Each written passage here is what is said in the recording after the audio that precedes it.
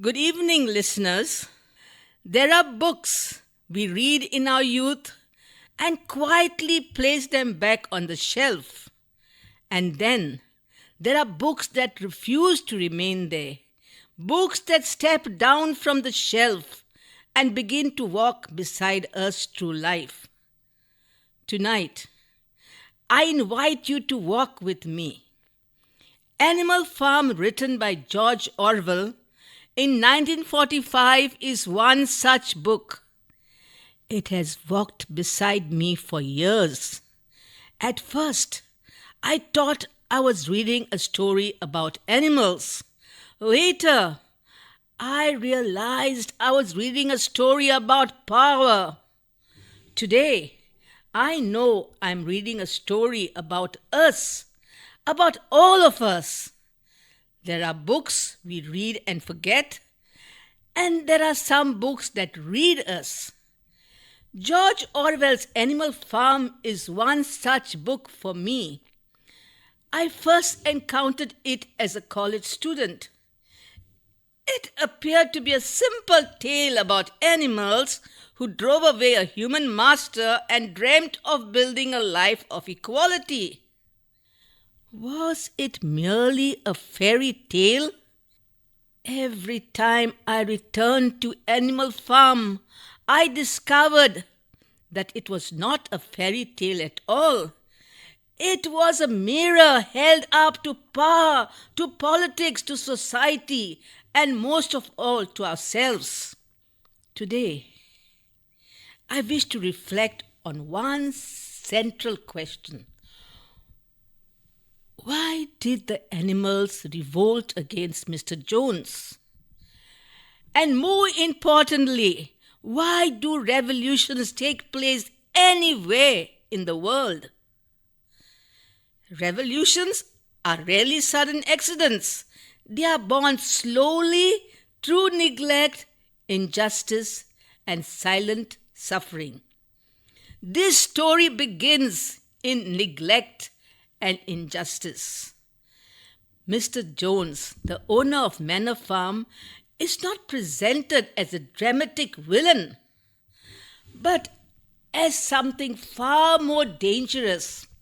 He is careless, indifferent, drinks too much, forgets to feed the animals, and allows the farm to decay. The animals are not angry in a single moment. They become unhappy, hungry, and silent over time. And when hunger and silence live together for too long, rebellion is born. This is true not only on Manor Farm. It is the beginning of almost every revolution in history. People do not rise merely because they want power. They rise because they are no longer heard. Mr. Jones forgets that ownership also means duty.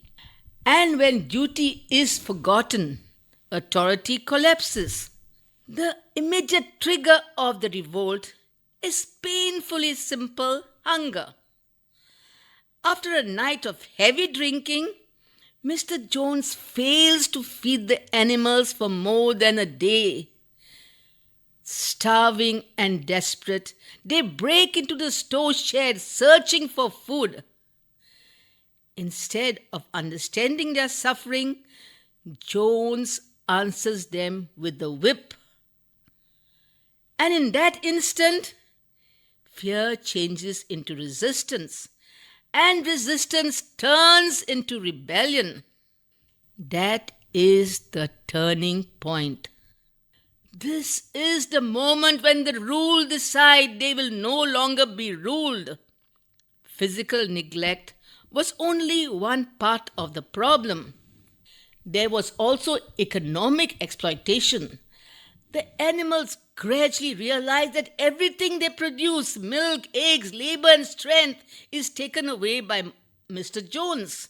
In return, they receive only enough to remain alive and working. Even deeper than hunger or exploitation lies something less visible. The loss of dignity. The animals are treated not as living beings but as tools, commodities, replaceable sources of labor. Old Major's dream gives them language to understand their suffering. For the first time, they recognize that their lives have been miserable, laborious, and short. And this recognition changes everything. Revolution begins the moment people discover words for their pain. The animals revolt and drive Mr. Jones out. At that moment, the dream is pure. The farm is renamed Animal Farm. The commandments are written upon the wall. Equality becomes the guiding principle. Hope now walks on 4 legs. Who amongst us is not moved by that dream?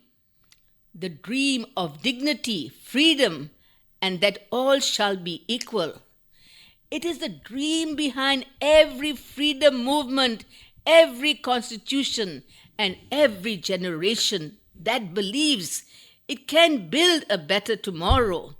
Orwell's genius lies not in describing the revolution. It lies in showing what happens after victory. Because revolutions are rarely destroyed from outside, they are diluted from within. The change begins quietly. Permit me to elaborate. Milk and eggs are now reserved for the pigs. Decisions are taken for the good of all, so we are told. Truth is not denied but adjusted. And the most frightening figure on the farm is not Napoleon. It is Squiller. He does not rule through force. He rules through words. Commandments are not removed. They are just edited. Reality itself is rewritten.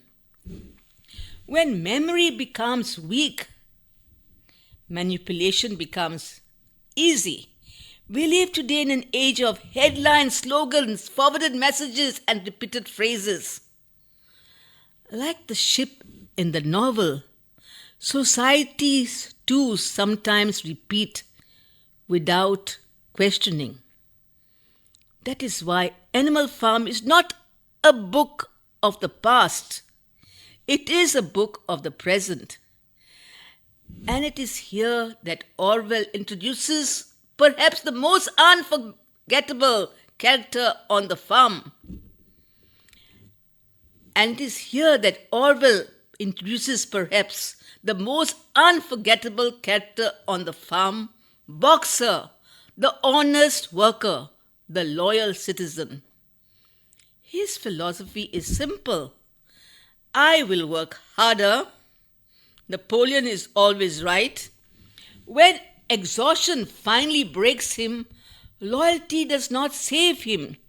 He is quietly taken away to the slaughterhouse once he is no longer useful. Boxer is not merely a horse. He is every sincere human being who works, trusts, sacrifices, and is forgotten. And then comes the moment that still sends chills down our spines. The final transformation of the commandments. What once promised equality now reads, all animals are equal, but some animals are more equal than others. In that single sentence, Orwell moves from satire to diagnosis. Equality survives in words but disappears in reality. Whenever rules change for the powerful, Animal Farm begins again. By the end of the story, the pigs now walk on 2 legs, they wear clothes and dine with humans. I can picture myself looking through the window and looking at the pigs and men inside. And that's the story of the animals in the book, who looked from pig to man and from man to pig and could not tell the difference. The real danger in any system is not merely that oppression exists. The real danger is that we slowly become what we once opposed. So why do revolutions take place? Simple. Because people are hungry, because they are exploited, because dignity is denied. The revolt on Animal Farm was not sudden. It was the result of long-term systematic abuse, physical neglect, economic injustice, and the erosion of self-respect. Revolutions begin with hope, but they survive only through vigilance. Each time I close this small book, questions remain with me.